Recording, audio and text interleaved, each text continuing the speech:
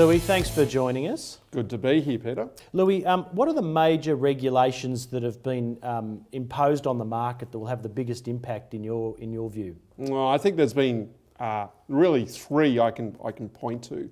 Firstly, one from the budget night, which is the restrictions now on claiming plant and equipment depreciation. That's going to hit investors hard. It really means that a lot of properties which were cash flow positive through negative gearing will no longer be cash flow positive, and investors will not like that. And will that cause new investors to not enter the market or existing investors to exit the market? I think existing investors are likely to hold on to these properties because it's a grandfathering position. So if you were an existing investor prior to budget night, you will still get to claim that plant and equipment depreciation.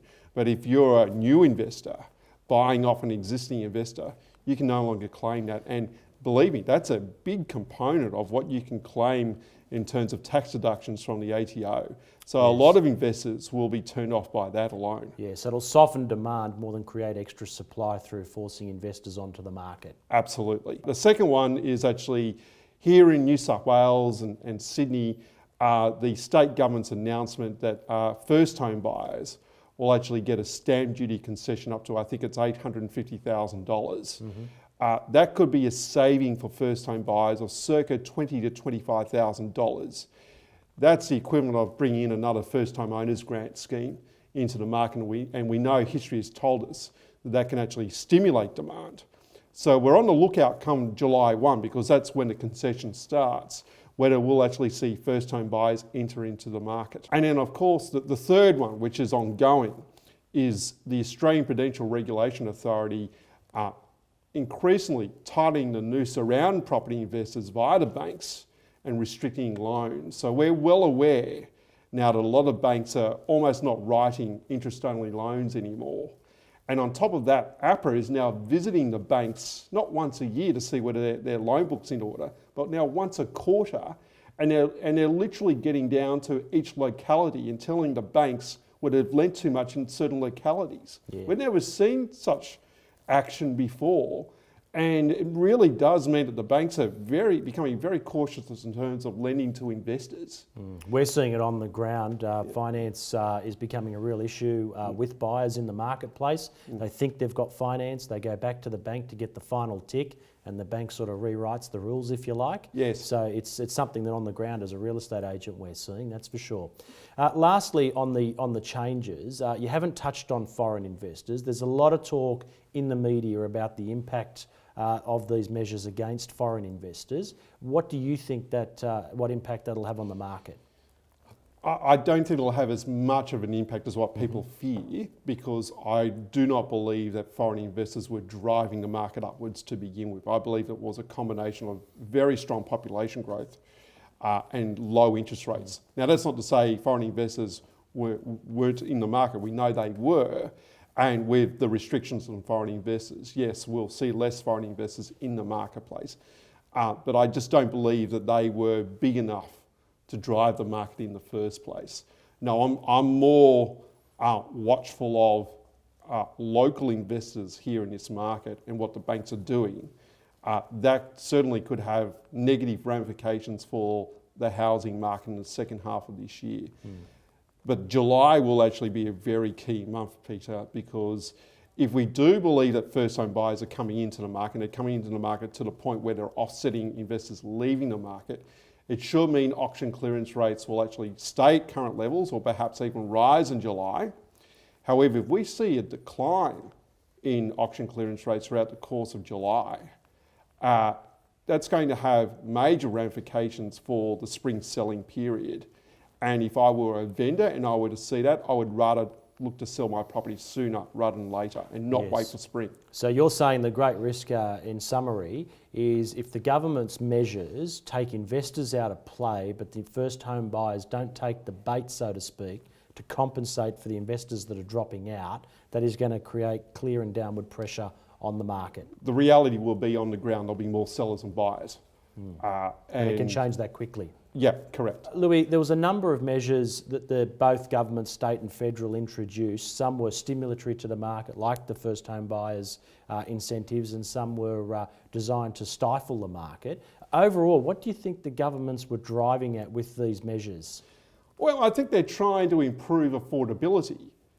As you know, the community's been up in arms about affordability. Is that a government's job, though, to make a housing market affordable? Oh, that's a very good question. Whether we like it or not, the government's had a long history of intervening in the marketplace. I think they definitely see it as a key part of their policy and their responsibility. Yet, funnily enough, right now, we don't have a dedicated housing minister. Look, I think government has a role there. There's no question about it. There's levers that they actually do have control of which can assist in affordability, such as improving supply, releasing more land. So whether we like it or not, they'll always have some type of influence in the market. And Yes. as an analyst, yes, I'm always watchful in terms of what the state and federal governments and even local governments may or may not do to the market. Most of the people watching this interview are primarily based around the inner west, Louis. So will these changes, in your view, push the market down, the market will stagnate, or prices will somehow rise amidst this regulation going forward? I think the inner west has had a lot of investor activity. So I believe the odds are at this point in time that the market will flatten off. We still wait to see how many first home buyers re-enter into the market following the concessions. But at this point in time, we're at a very interesting stage in the marketplace. We may have reached the top, or if first home buyers do enter into the market, there may still be a little bit to go. Keeping in mind though, we don't think we're going to see some type of outright crash. And that is because of the very strong population growth rates which are occurring in Sydney, which will support underlying demand. So demand is there regardless of the regulation? Demand is there. That's not to say though the market cannot have a correction. It may well have a correction. And what do you define as a correction in percentage terms? Well, a correction is when you see prices fall. You wouldn't rule out at this stage, for example, the market coming off by 5%. Yes. Maybe a little bit more, but I think it's very unlikely we have a crash scenario where you see 30 or 40% down. We would have to see that type of trigger to create that type of crash. Yes. Would need to be the banks completely freezing up on credit. Louis, if prices go nowhere for 5 years in a row and inflation's running at say 2%, so collectively you're off the mark by about 10% over the 5 years because your asset hasn't increased in price. Is that a correction? Well, it's a correction when you take into account inflation. So Yes. in real terms, prices have gone nowhere, and maybe they've gone backwards compared to inflation. So yes, one could argue that would represent a correction. And between say 03 and 2010, that was kind of how Sydney corrected from the last big boom, wasn't it?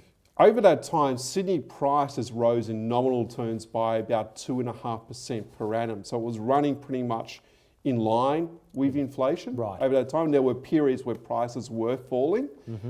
So Sydney real estate can fall in price. Oh my word, it can. Yes.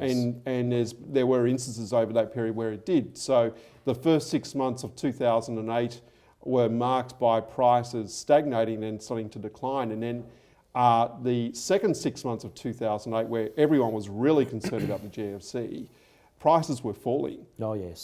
So that was one such period. And then again in 2011, we saw a relatively minor correction, but a correction all the same in Sydney prices. And then again, if we go further back in 2004, there was a correction in the first half of that year. You may recall the vendor stamp duty. Government intervention and again rising drove interest the market. rates. Yeah, and government intervention with that vendor tax really drove the market down, didn't it? Instantly? Absolutely it did. Yeah. So Sydney can fall. There's no question about that. Yes. But do we see some type of catastrophic event where the market comes off 40%?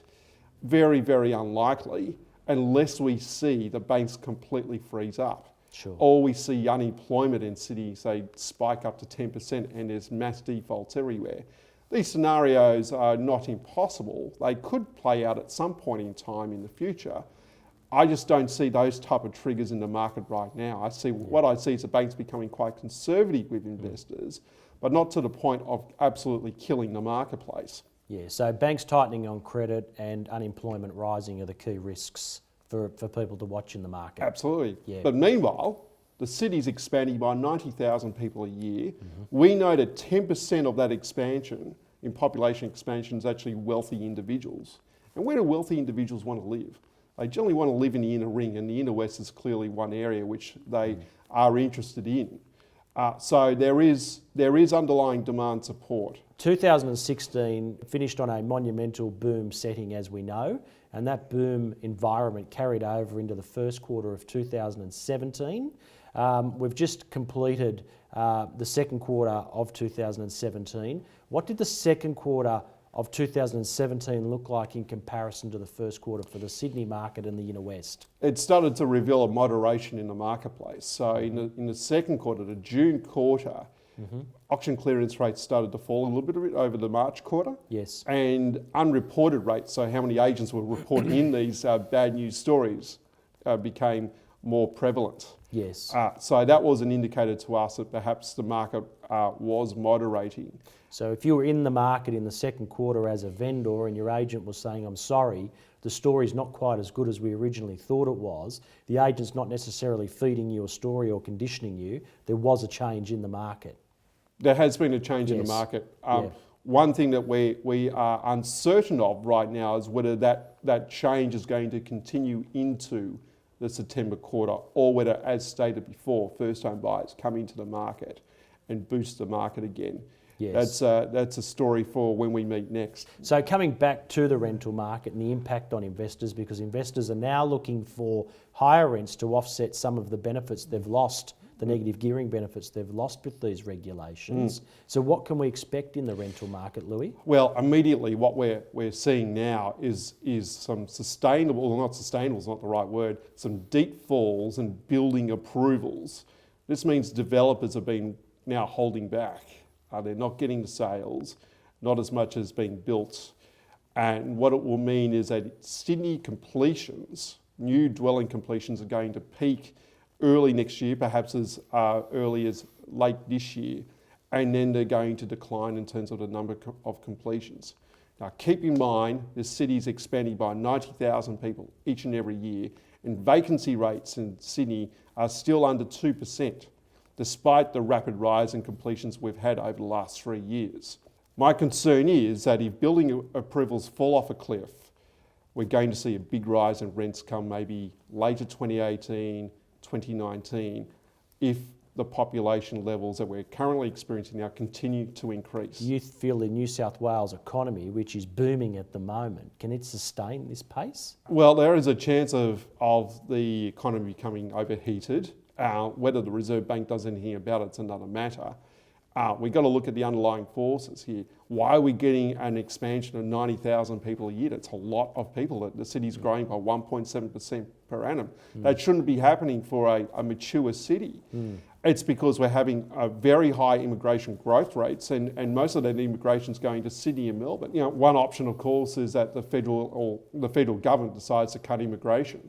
Now, that would have an impact upon underlying demand in Sydney, and we most likely would not see that rental scenario play out where rents potentially could go up by 5 to 7% per annum. So when investors see developers saying, I'll give you a car and I'll furnish the property for you if you buy one of my apartments, is that a symptom of oversupply of apartments in, say, a market like Parramatta where this is going on, or is that a case of overpricing? When you see that, it definitely implies the developer's getting desperate, and what they're trying to do is hold the face price and give you all these nice goodies so they can hold the face price. The problem is for developers is they start reducing the face price, then they've got a lot of egg on their face with existing investors. A lot of anger within that development will occur. So, and potentially they could have a lot of cancelled settlements when it comes time to actually settle on these properties. We're not seeing this across Sydney at all. It's only in very small pockets. Yes. We've certainly been seeing it in Brisbane. Yes. Big time there's an oversupply in the Brisbane CBD, and we're seeing a lot of discounting going on. Louis, stock levels are a big key indicator in the marketplace as well. What are we seeing this winter for stock levels across the board in comparison to, say, 2016? Compared to this time last year, listings are actually a little bit less than what we had. But there's very good reason for that. This time last year, the market was coming out of a mini downturn that we had in the second half of 2015. But it doesn't tell the full story. What's actually happened is that we had an abnormal low level of listings during the spring selling period, which caused a real tightness in the marketplace. Now, those low listing levels continued on into the first quarter of this year. But in the second quarter, listings started to increase, and that was because days on market started to expand. Sellers weren't getting the instant sales. Failed auctions were increasing. Failed auctions were increasing. So listings have actually picked up a bit from the first quarter, but when we compare ourselves against this time last year, they're actually still a little bit down. Yeah, and can we expect more stock or a continued tightening, do you think? Once again, it boils down to what first-home buyers are going to do, Right. Peter. We'll know soon. Yes. But we wait and see. My gut feel is that first-home buyers will not offset investors leaving the market, but not entirely sure yet.